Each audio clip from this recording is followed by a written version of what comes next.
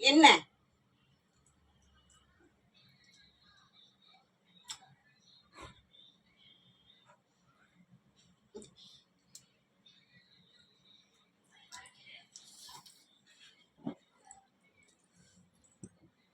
இல்ல போ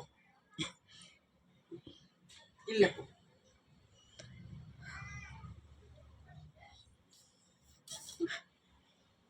இல்ல போ அப்போ